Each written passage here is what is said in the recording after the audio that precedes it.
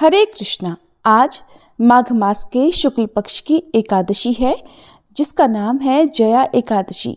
तो प्रिय श्रोताओं, आज आप सभी पापों का नाश करने वाली और मोक्ष प्रदान करने वाली पाप नाशिनी जया एकादशी व्रत की संपूर्ण कथा सुनेंगे।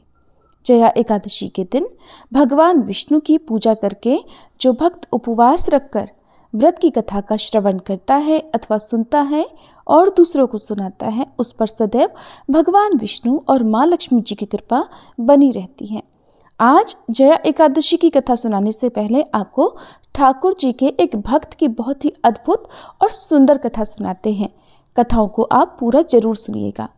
ठाकुर जी अपने भक्तों को रिझाने के लिए उनकी भक्ति से प्रसन्न होकर जाने कैसी कैसी लीलाएं करते रहते हैं। ऐसी ही एक लीला घटित हुई थी वृंदावन में। आप में से कौन कौन लोग वृंदावन जा चुके हैं, कितने लोगों को इस सौभाग्य मिल चुका है, कमेंट बॉक्स में हो सके तो जरूर बताइएगा। तो ऐसी ही एक लीला घटित हुई थी श्री सनातन गोस्वामी जी के सामने महावन में।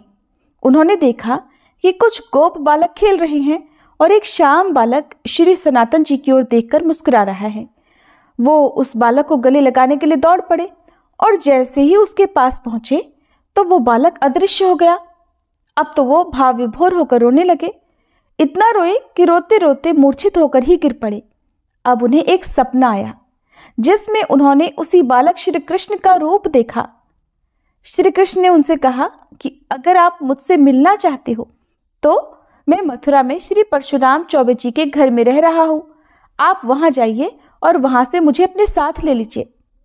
सनातन जी अगले दिन प्रातःकाल होते ही मधुकरी यानी भिक्षा से जो मिला हुआ भोजन होता है, भिक्षा से प्राप्त भोजन को मधुकरी कहते हैं।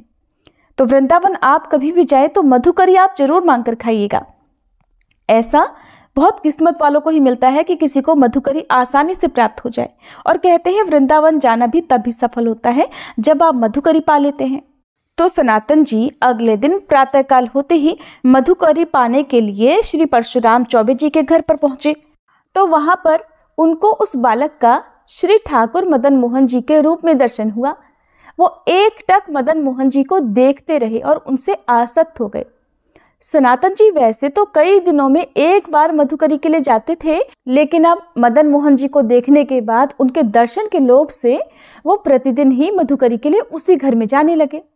वो मदन मोहन जी के दर्शन करते और घंटों खड़े उनके सामने रोते रहते। अब एक दिन घर की वृद्धा माता ने देखा कि ठाकुर जी से नेत्र मिलाए सनातन जी घंटों से खड़े हैं, साथ साथ रो भी रहे हैं। उनकी ऐसी प्रेममयी दशा देखकर वो बोली, बाबा इनको देख रहे हो? अरे इनको मत देखो, ये तो सर्वनाश कर देते हैं। मेरा बहुत बड़ा परिवार था, खूब संपत्ति थी, परंतु जब ये हमारे घर में आए तो इन्होंने आते ही सब कुछ नाश कर दिया। मेरा तो परिवार मिट गया, मेरी सारी संपत्ति चली गई, केवल मैं अकेली रह गई। तब सनातन जी ने कहा, माता जी अब आप इस चीज का परिचय मत दीजिए, मैं भी इस स्थिति को जानता हूँ, मेरी भी यही दशा हो गई है। जब से मैंने इनसे प्रीति की है तभी से मेरा सर्वनाश हो गया है। मेरे निकट जो जो कुछ था अब वर्तमान में कुछ भी नहीं रह गया। ये इन्हीं की नजर का चमत्कार है। तब वृद्धा ने पूछा, ये आपको पसंद आ गए क्या? सनातन जी बोले कि मैं तो पहले से ही इनके नेत्रों में बिक चुका हूं। उन वृद्धा ने कहा, मैं तो वृद्ध हो चली हूं और मैं सोच रही थी कि अब इनकी सेवा कौन करेगा, क्योंकि मेरे परिवार में तो अब इनकी सेवा करने वाला कोई बचा ही नहीं है। अब यहाँ पर आप इस बात को बिल्कुल मत समझिएगा कि ठाकुर जी से यदि हम प्रेम करेंगे तो हमारा परिवार नष्ट हो जाएगा, हमारा सब कुछ छिन जाएगा। ऐसा नहीं है, बल्कि इसका आंतरिक रहस्य ये है कि जब से मदन मोहन जी पधारे तब से उन्होंने एक एक करके उनके पूरे परिवार को अपने धाम में भेज दिया। ठाकुर मदन मोहन जी ने चौबे जी के पूरे परिवार को अपनी नित्य लीला में सम्मिलित कर लिया, जो कि बड़े बड़े योगियों के लिए भी दुर्लभ है। ठाकुर जी ने उनका लौकिक धन हटाकर चिदानंद वस्तु प्रदान की। जो प्रभु के चरणों में अपने चित्त को लगा देते हैं तो बिना कोई और साधन किए प्रभु उसको स्वीकार कर लेते हैं और फिर अपने दिव्य धाम, दिव्य स्वरूप और दिव्य लीलाओं में प्रवेश दे देते हैं। तब वृद्धा ने कहा कि बाबा मैं तो वृद्ध हो चली हूँ, एक ना एक दिन मुझे तो भगवान के पास जाना ही होगा और इनको मेरे बाद कोई ना कोई तो वैसे भी ले जाएगा। मुझसे अब इनकी पूजा सेवा बनेगी नहीं और मैं भी ऊब गई हूँ इनसे, क्योंकि मुझे इनसे कोई लाभ मिला ही नहीं। वो सब बाह्य दृष्टि से विनोद करते हुए कह रही थी। अगर लाभ प्राप्त होता तो कम से कम नाती पोते ही होते इनकी सेवा के लिए, पर घर में तो कोई नहीं बचा, केवल मैं ही अकेले बची हूँ। मेरी मृत्यु का समय भी अब नजदीक आ रहा है, तो कोई ना कोई तो चाहिए ही इनकी सेवा करने के लिए। लेकिन मैं तो इन्हें उसी को दे सकती हूँ जो इनसे प्यार करे, इनकी सेवा करे। मुझे तो बड़ा संतोष हुआ आपके नेत्रों में इनके प्रति इतना प्यार देखकर कि आप इनकी प्रेम पूर्वक सेवा करेंगे। आप इसी से पहचान सकते हैं कि मैं कितना प्यार करती हूँ अपने ठाकुर जी से, क्योंकि मैं तो इन्हें अपने नेत्रों से ओझल ही नहीं होने देना चाहती। किंतु बाबा, अब मेरा शरीर बूढ़ा हो चुका है। अब मेरे शरीर में इतनी ताकत नहीं बची कि मैं इनकी नित्य सेवा पूजा पाठ कर सकूं। इनको आप ले जाइए। तब श्री सनातन गोस्वामी जी ने कहा कि मैया, यदि ऐसी बात है तो आप मुझे इन्हें तुरंत दे दीजिए, मैं इन्हें आज ही अपने संग ले जाऊंगा। अब तो वृद्धा माता जी ने रो रो कर ठाकुर जी को बार बार हृदय से लगाकर उन्हें श्री सनातन गोस्वामी जी को दे दिया, मानो कोई माँ अपने कलेजे का टुकड़ा अपने बेटे को किसी और को सौंप रही हो। अब तो श्री सनातन गोस्वामी जी अत्यंत प्रसन्न होकर ठाकुर मदन मोहन जी को श्रीधाम वृंदावन में ले आए। फिर उन्होंने आदित्य टीला में श्री ठाकुर मदन मोहन जी महाराज को विराजमान कर दिया। वृंदावन में जिस टीले पर लाल पत्थर का मंदिर है उसे आदित्य टीला कहते हैं। अब तो सनातन जी की दिनचर्या में पेट भरने के लिए, उदर पोषण के लिए केवल मधुकरी वृत्ति यानी मांग कर भोजन पाना ही था। हफ्ते में एक दिन वो भोजन ले जाते और कई दिनों तक उसका प्रयोग करते, परंतु अब उनकी कुटिया में ठाकुर जी आ गए थे। तो अब तो श्री सनातन जी ठाकुर जी के भोग के लिए रोज रोज आटा मांग कर लाते और उसकी बाटी बनाकर फिर पहले ठाकुर जी को भोग लगाते और वही खुद भी पाते। ठाकुर जी को जब वो भोग अर्पित करते तो ठाकुर जी बड़ा बुरा मुंह बनाते, क्योंकि चौबे जी के यहाँ तो उनको मलाई रबड़ी मिलती थी और यहाँ उनको केवल सूखी बाटी मिल रही थी, फीकी बाटी जिसमें नमक भी नहीं होता था। ठाकुर जी तो कुछ नहीं कह पाते थे, केवल मुंह बनाकर रह जाते थे। अब एक दिन हिम्मत करके ठाकुर जी डरते हुए सनातन गोस्वामी जी से बोले, अब जरा यहाँ पर ध्यान से देखिए, ये है प्रेम का बल। जैसे कोई बच्चा अपने बड़ों से डरता है, ऐसे ही समस्त ब्रह्मांडों के मालिक ठाकुर जी डरते थे सनातन गोस्वामी जी से। तो उनसे डरते डरते कहने लगे, बाबा, ये सूखी बाटी मेरे गले से नहीं उतरती। आप ये जली हुई बाटी मुझे भोग लगाते हैं, मेरे पेट में दर्द होने लगता है और ये तो मेरे गले से नीचे नहीं उतरती, इतनी सूखी सी होती है, एकदम फीकी होती है, थोड़ा सा नमक तो डाल दिया कीजिए। श्री मदन मोहन जी के मुख से ये सुनकर सनातन जी मुस्कुराए और बोले, देखो ठाकुर जी, मुझे चैतन्य महाप्रभु ने वृंदावन में वैराग्य से रहने की आज्ञा दी है। अब मैं समझ गया, आप मुझे फिर फंसाना चाहते हैं। और वैसे भी आप तो बचपन से ही चटोरे हैं। आप कभी यशोदा मैया के द्वारा दिए हुए माखन से तृप्त ही नहीं होते थे। पहुंच जाते थे गोपियों के घर पर और वहां जाकर बाल लीला करके 10-20 घरों से माखन जब तक आप नहीं पा लेते थे तब तक आप तृप्त ही नहीं होते थे। और आज आप ये कह रहे हैं कि बाबा थोड़ा सा नमक मांग कर लाना। आज अगर मैं नमक ले आया तो फिर कल कहेंगे कि बाबा नमक तो हो गया, अगर थोड़ा घी में डुबो दो तो अच्छा होगा। और फिर मैं जब घी और नमक के साथ बाटी आपको दूंगा तो एक दिन आप तो ये कहने लगोगे कि बाबा थोड़ा मीठा मिल जाता तो अच्छा होता। ठाकुर जी, मैं इस चक्कर में भला कहाँ तक व्यवस्था करूंगा। मैं तो महाप्रभु की आज्ञा के अनुसार वैराग्य से ही रहूंगा। मेरे पास तो आपको ये सूखी बाटी ही खाने को मिलेगी। और आप ये जो मांगे रख रहे हैं ना मेरे सामने, अगर आप चाहें तो खुद से अपनी मांगे पूर्ण कर लीजिए। मेरी तरफ से तो ये सारी व्यवस्थाएं नहीं होने वाली है। मैं तो पूर्ण वैरागी ही रहूंगा। मेरे पास ना आपको नमक मिलेगा, ना घी मिलेगा, ना मीठा मिलेगा। खानी है तो ये सूखी बाटी खा लो। मुझसे नहीं हो पाएंगी ये सारी व्यवस्थाएं। आप अपनी व्यवस्थाएं खुद कर लीजिए। ठाकुर जी ने ये उत्तर सुना तो कहने लगे कि अच्छा, आप फिर मुझे ये आदेश दे रहे हैं ना कि मैं अपनी व्यवस्था खुद ही कर लूं। तो श्री सनातन जी बोले, हाँ, आप अपनी व्यवस्था कर लीजिए, हमें इससे कोई परेशानी नहीं होगी। सुना तो सुनकर ठाकुर जी प्रसन्न हो गए। मन में विचार करने लगे कि अब तो केवल सूखी और फीकी बाटी खाया करता था, अब तो घी लगी हुई नमकीन स्वादिष्ट बाटी खाने मिलेगी और कभी कभी मुझे मीठा भी मिल जाया करेगा। उसी समय मुल्तान देशवासी रामदास कपूर जी एक विशाल नौका में तरह तरह के रत्न, सेंधा नमक और काबुल के मेवा इत्यादि भरकर यमुना जी के रास्ते आगरा जा रहे थे। तो आदित्य टीला के समीप यमुना जी भी थी। वहां पहुंचते ही उनकी नौका फंस गई। बहुत कोशिश करने पर भी नौका वहां से नहीं निकली। नौका भला चलती कैसे? ठाकुर मदन मोहन जी यजमान को जो पटाना चाहते थे। अब श्री रामदास कपूर जी बड़े परेशान हो गए, क्या करें, कैसे नाव को आगे बढ़ाएं। तब ठाकुर जी एक गोप बालक का वेश धारण करके उनके पास गए और कहने लगे, सुनो, ये नौका ऐसे नहीं निकलेगी।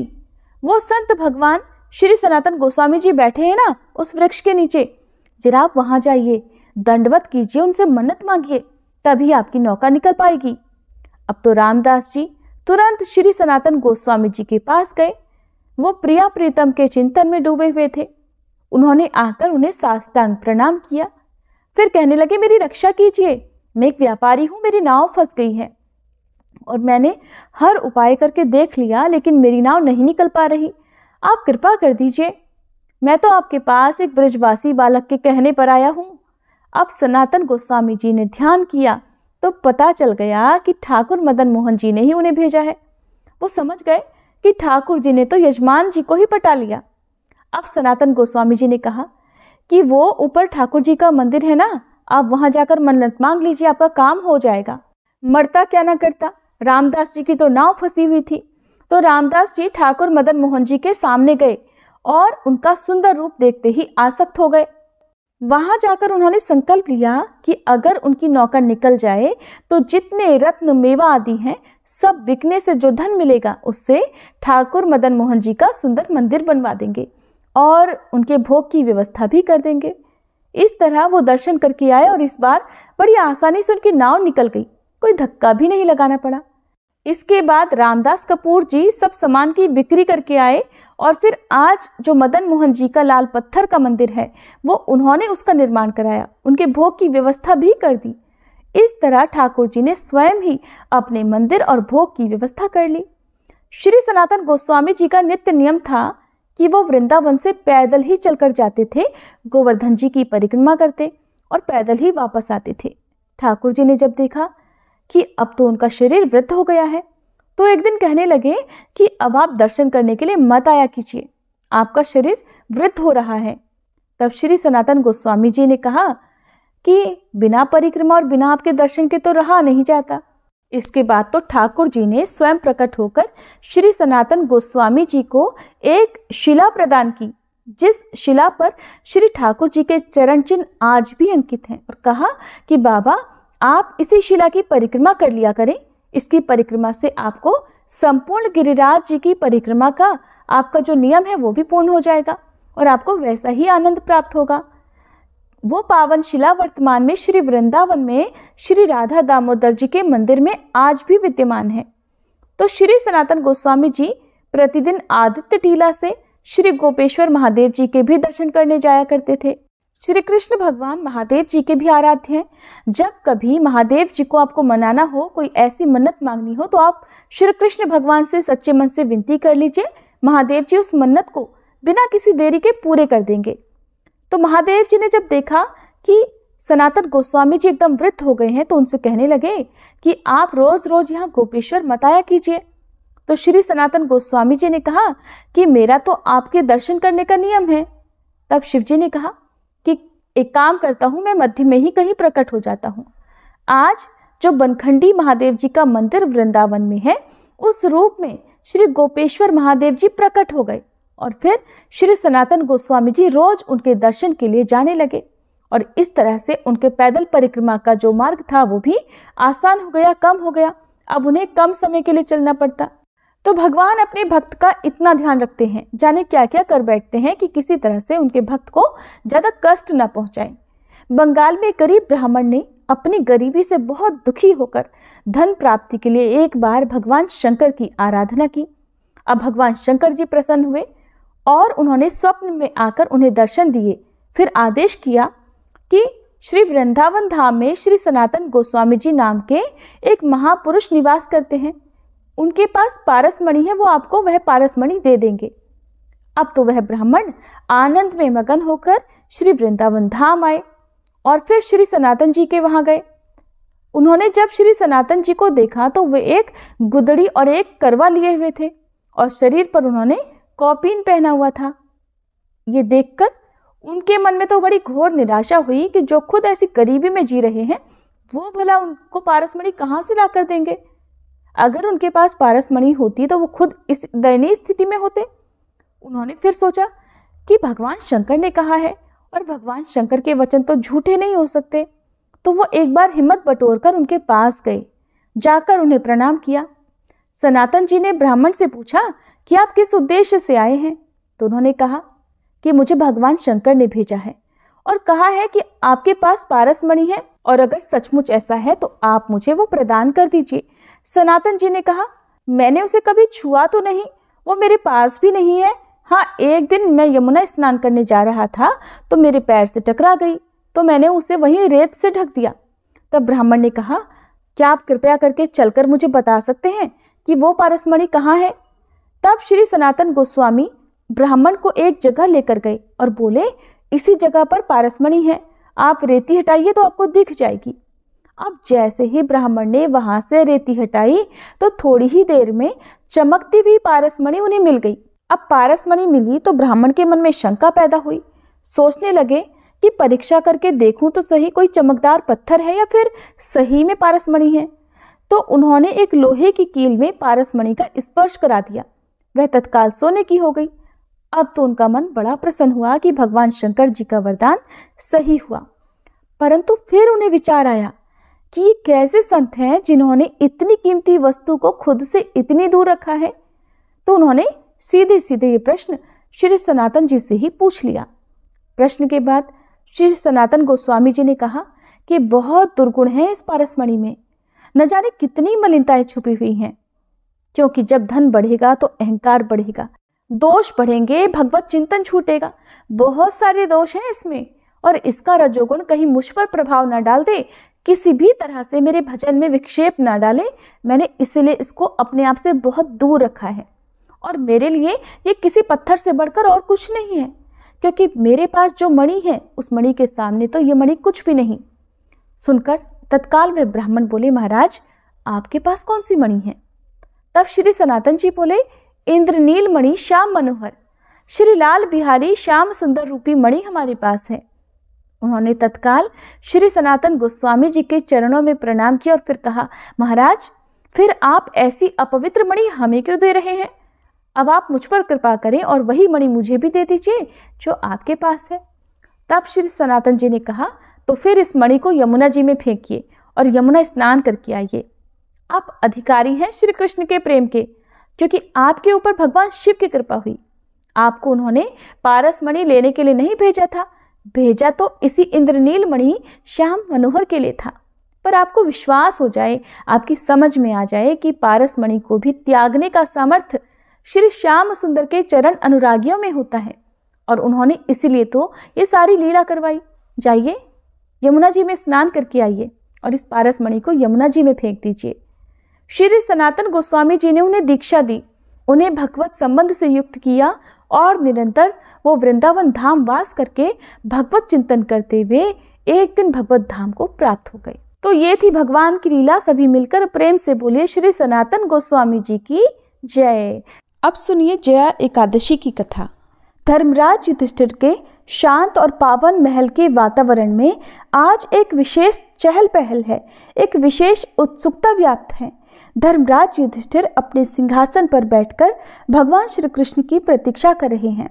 उनके मन में धर्म और कर्म के गूढ़ रहस्यों को समझने की प्रबल जिज्ञासा है।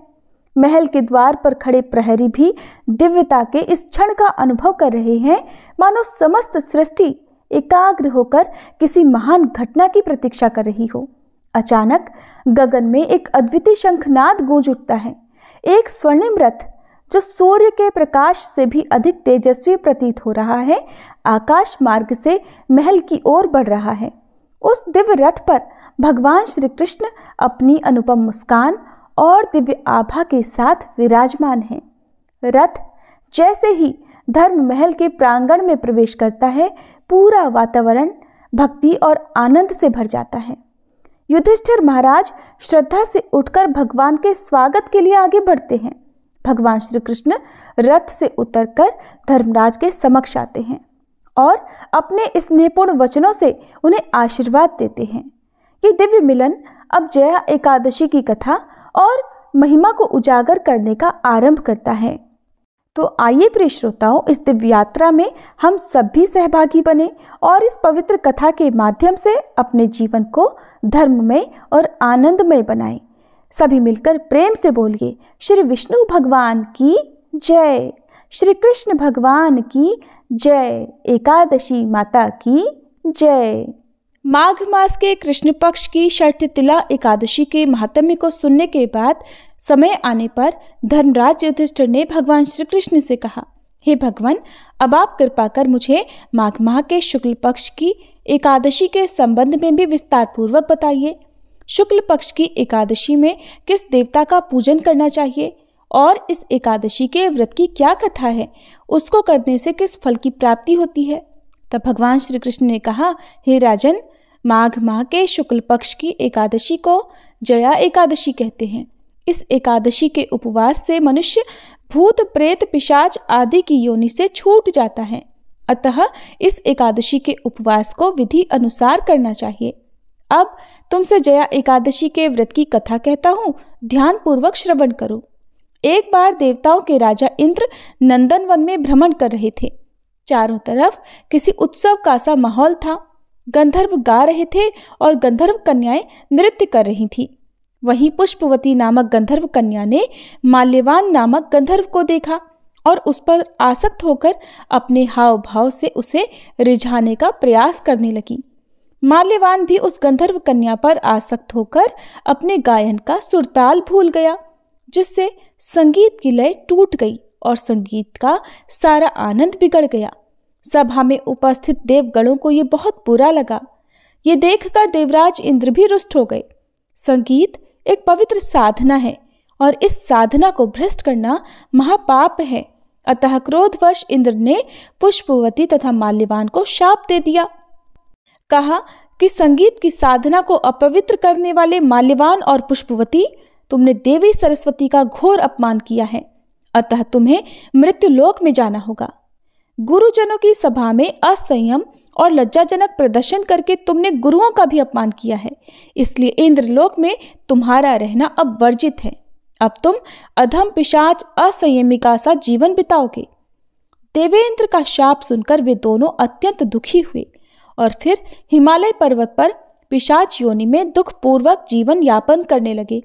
उन्हें गंध, रस, स्पर्श आदि का तनिक भी बोध नहीं होता था। वहीं उन्हें असहनीय दुख सहने पड़ रहे थे। रात दिन में उन्हें एक क्षण के लिए भी नींद नहीं आती थी। उस स्थान का वातावरण अत्यंत शीतल था, जिसके कारण उनके रोए खड़े हो जाते थे, हाथ पैर सुन्न पड़ जाते थे, दांत बजने लगते थे। एक दिन उस पिशाच ने अपनी पत्नी से कहा, न मालूम हमने पिछले जन्म में कौन से पाप किए हैं, जिसके कारण हमें इतनी दुखदायी ये पिशाच योनि प्राप्त हुई है, और इस पिशाच योनि से नरक के दुख सहना कहीं ज्यादा उत्तम होगा। इसी प्रकार के अनेकों विचार इस प्रकार कहते हुए वे अपने दिन बिताने लगे। भगवान की कृपा से एक बार माघ माह के शुक्ल पक्ष की जया एकादशी के दिन उन दोनों ने कुछ भी भोजन नहीं किया, न कोई पाप कर्म किया। उस दिन मात्र फल फूल खाकर ही दिन बिताया और महान दुख के साथ पीपल के वृक्ष के नीचे विश्राम करने लगे। उस दिन सूर्य भगवान अस्ताचल को जा रहे थे। वह रात इन दोनों ने एक दूसरे से सटकर बड़ी कठिनता से काटी। अगले दिन प्रातःकाल होते ही प्रभु की कृपा से इनके पिशाच योनि से मुक्ति हो गई और पुनः अपनी अत्यंत सुंदर अप्सरा और गंधर्व की देह धारण करके तथा सुंदर वस्त्रों और आभूषणों से अलंकृत होकर दोनों स्वर्गलोक को चले गए। उस समय आकाश में देवगण तथा गंधर्व इनकी स्तुति करने लगे। फिर नागलोक में जाकर इन दोनों ने देवेंद्र को दंडवत किया। देवेंद्र को भी उन्हें उनके रूप में देखकर महान आश्चर्य हुआ। फिर उन्होंने पूछा कि तुम्हें पिशाच योनि से किस प्रकार मुक्ति मिली, उसका पूरा वृतांत मुझे सुनाओ। देवराज इंद्र की बात सुनकर माल्यवान ने कहा, हे देवताओं के राजा इंद्र, श्री हरि की कृपा तथा जया एकादशी के व्रत के पुण्य से हमें इस पिशाच योनि से मुक्ति मिल गई। तब देवराज इंद्र ने कहा, हे माल्यवान, एकादशी व्रत करने से तथा भगवान श्री हरि की कृपा से तुम लोग पिशाच योनि को छोड़कर पवित्र हो गए हो, इसलिए हम लोगों के लिए भी वंदनीय हो गए हो। क्योंकि शिव भक्त और विष्णु भक्त हम देवताओं के वंदना करने योग्य हैं, अतः आप दोनों धन्य हैं। अब आप प्रसन्नतापूर्वक देवलोक में निवास कर सकते हैं। इस प्रकार कथा को विश्राम देते हुए भगवान श्री कृष्ण धर्मराज युधिष्ठिर से कहते हैं, हे राजन, इस जया एकादशी के उपवास से कुयोनि से सहज ही मुक्ति मिल जाती है। जो मनुष्य इस एकादशी का व्रत कर लेता है उसने मानो सभी तप यज्ञ दान कर लिए हैं। जो मनुष्य श्रद्धापूर्वक जया एकादशी का व्रत करते हैं वे अवश्य ही सहस्त्रों वर्ष तक स्वर्ग में वास करते हैं। संगीत देवी सरस्वती का एक अलौकिक वरदान है। ये एक साधना है, एक विद्या है। इसमें पवित्रता अत्यंत आवश्यक है। फिर जिस सभा में अपने से बड़े गुरुजन आदि उपस्थित हों वहाँ प्राणी को संयम और मर्यादा को बनाए रखना चाहिए ताकि गुरुजनों का अपमान न हो, उनका सम्मान बना रहे। और गुरुजनों का अपमान करने वाला मनुष्य तो घोर नरक का भागी बनता है। इस प्रकार धर्मराज युधिष्ठिर को जया एकादशी व्रत की दिव्य कथा सुनाकर भगवान श्री कृष्ण वहीं अंतर्ध्यान हो गए। ये थी जया एकादशी व्रत कथा। सभी मिलकर प्रेम से बोलिए, श्री कृष्ण भगवान की जय, श्री विष्णु भगवान की जय। अब सुनिए तुलसी माता की कथा। सावर्णी मुनि की पुत्री तुलसी अपूर्व सुंदरी थी। उनकी इच्छा थी कि उनका विवाह भगवान नारायण के साथ हो। इसके लिए उन्होंने नारायण पर्वत की घाटी में स्थित बद्री वन में घोर तपस्या की। दीर्घ काल तक तपस्या के बाद ब्रह्मा जी ने प्रसन्न होकर उन्हें दर्शन दिए और वर मांगने को कहा। तब तुलसी जी ने कहा, हे सृष्टिकर्ता ब्रह्मदेव, आप अंतर्यामी हैं, सबके मन की बात जानते हैं। फिर भी मैं आपको अपनी इच्छा बताती हूँ। मैं चाहती हूँ कि भगवान श्री नारायण मुझे पति रूप में मिले। तब ब्रह्मा जी ने कहा, तुम्हारा अभीष्ट तुम्हें अवश्य मिलेगा। अपने पूर्व जन्म में किसी अपराध के कारण तुम्हें शाप मिला है। इसी प्रकार भगवान श्री नारायण के एक पार्षद को भी दानव कुल में जन्म लेने का शाप मिला है। दानव कुल में जन्म लेने के बाद भी उसमें नारायण का अंश विद्यमान रहेगा। इसलिए इस जन्म में पूर्व जन्म के पाप के शमन के लिए संपूर्ण नारायण तो नहीं, नारायण के अंश से युक्त दानव कुल में जन्मे उस शापग्रस्त पार्षद से तुम्हारा विवाह होगा। शाप मुक्त होने पर भगवान श्री नारायण सदा सर्वदा के लिए तुम्हारे पति हो जाएंगे। तब तुलसी जी ने श्री ब्रह्मा जी के इस वर को स्वीकार कर लिया, क्योंकि मानव कुल में जन्म के कारण उन्हें मायावी भोग तो भोगना ही था। अब तुलसी बद्रीवन में ही रहने लगी। नारायण का वह पार्षद दानव कुल में शंखचूर्ण के नाम से पैदा हुआ। कुछ समय के बाद वह भ्रमण करता हुआ बद्रीवन में आया। यहाँ तुलसी जी को देखते ही वह उन पर मुग्ध हो गया। तुलसी जी के सामने उसने अपने साथ विवाह करने का प्रस्ताव रखा। इतने में ही ब्रह्मा जी वहाँ आ गए और तुलसी जी से कहा, तुलसी, शंखचूर्ण को देखो, कैसा देवोपम इसका स्वरूप है। दानव कुल में जन्म लेने के बाद भी लगता है मानो इसके शरीर में नारायण का वास हो। तुम प्रस्ताव को सहर्ष स्वीकार कर लो। तुलसी जी को भी लगा कि उनकी तपस्या पूर्ण हुई, उन्हें इच्छित फल मिला है। इस प्रकार शंखचूर्ण के साथ उनका गांधर्व विवाह हो गया और वह शंखचूर्ण के साथ उसकी पत्नी बनकर महल में आ गई। शंखचूर्ण ने अपनी परम सुंदरी सती साध्वी पत्नी तुलसी के साथ बहुत दिनों तक राज्य किया। उसने अपने राज्य का इतना विस्तार कर लिया कि देवलोक तक उसके अधिकार में आ गया। स्वर्ग का सुख भोगने वाले देवताओं की दशा अब दयनीय हो गई। शंखचूर्ण किसी को कष्ट नहीं देता था, पर अधिकार और राज्य छिन जाने से सारे देवता मिलकर श्री ब्रह्मा, विष्णु और शिवजी की सभा में गए तथा अपनी विपत्ति सुनाई। तब ब्रह्मा जी ने कहा, तुलसी परम साध्वी हैं, उनका विवाह शंखचूर्ण से मैंने ही कराया था। शंखचूर्ण को तब तक नहीं हराया या मारा जा सकता है जब तक तुलसी को न छला जाए। तब श्री विष्णु ने कहा, शंखचूर्ण पूर्व जन्म में मेरा पार्षद था। शाप के कारण उसे दैत्य कुल में जन्म लेना पड़ा। इस जन्म में भी मेरा अंश उसमें व्याप्त है। साथ ही तुलसी के पतिव्रत धर्म से वह अजेय भी है। फिर देवताओं की सहमति से भगवान शिव ने शंखचूर्ण के पास संदेश भिजवाया कि या तो वह देवताओं का राज्य लौटा दे या फिर उनसे युद्ध करे। शंखचूर्ण शंकर जी के पास पहुंचा और उसने कहा, देवाधिदेव, आपके लिए देवताओं का पक्ष लेना उचित नहीं है। राज्य का विस्तार करना तो हर राजा का कर्तव्य है और मैं किसी को दुखी भी नहीं कर रहा हूँ। आप देवताओं से कहिए कि वे मेरी प्रजा होकर रहें। मैंने आपका भी कोई अपकार नहीं किया है। हमारा आपका युद्ध शोभा नहीं देता, और अगर इस युद्ध में आप हार गए तो ये तो बड़ी लज्जा की बात हो गई। अगर मैं हार गया तो आपकी कीर्ति बहुत अधिक नहीं बढ़ेगी। शंखचूर्ण की बात सुनकर भगवान शंकर हंसे। वे तो सब रहस्य जानते थे। तुलसी और शंखचूर्ण के पूर्व जन्म के शाप की अवधि अब लगभग पूरी हो चुकी थी। भगवान शंकर बोले, शंखचूर्ण, इसमें कीर्ति और लज्जा की तो कोई बात ही नहीं। तुम देवों का राज्य लौटाकर उन्हें उनके पद पर प्रतिष्ठित होने दो। युद्ध से बचने का यही एकमात्र उपाय है। तब शंखचूर्ण ने कहा, मैंने तो युद्ध के बल से ही देवलोक को जीता है, और कोई उसे केवल युद्ध के द्वारा ही वापस ले सकता है। यही मेरा अंतिम निर्णय है। मैं जा रहा हूँ। ऐसा कहकर शंखचूर्ण चला गया। उसने अपने राजमहल में वापस आकर अपनी पत्नी तुलसी को सारी बात बताई और कहा, कर्म भोग सब काल सूत्र में बंधा है। जीवन में हर्ष, शोक, भय, सुख, दुख, मंगल, अमंगल सब कुछ काल के अधीन है। हम तो केवल निमित्त है। संभव है कि भगवान शिव देवों का पक्ष लेकर मुझसे युद्ध करे। तुम चिंता मत करना, तुम्हारा सती तेज मेरी रक्षा करेगा। और फिर दूसरे ही दिन भगवान शंकर के नेतृत्व में देवताओं ने युद्ध छेड़ दिया। शंखचूर्ण ने भीषण वाणों की वर्षा करके उनका वेग रोका। उसके प्रहार से देवता डगमगाने लगे। फिर उसने दानवी शक्ति का प्रयोग करके मायावी युद्ध आरंभ कर दिया। युद्ध स्थल पर वह कभी किसी को दिखाई नहीं देता था, पर उसके अस्त्र शस्त्र प्रहार कर देवों को घायल कर रहे थे। देवगण अपने अस्त्र चलाएं भी तो किस पर चलाएं, क्योंकि कोई शत्रु सामने था ही नहीं। कई दिनों तक इस तरह भयंकर युद्ध चला। शंखचूर्ण पराजित नहीं हुआ। तब भगवान शिव ने श्री विष्णु से कहा, हे हरि, कुछ उपाय करो, अन्यथा मेरा तो सारा यश मिट्टी में मिल जाएगा। भगवान श्री विष्णु ने सोचा, बल से तो शंखचूर्ण को हराया नहीं जा सकता, इसलिए अब छल का सहारा लेना पड़ेगा। उन्होंने तुरंत अपना स्वरूप शंखचूर्ण जैसा बनाया और अस्त्र शस्त्र से सुसज्जित होकर वे महल में तुलसी जी के पास आए और बोले, प्रिय, मैं युद्ध जीत गया।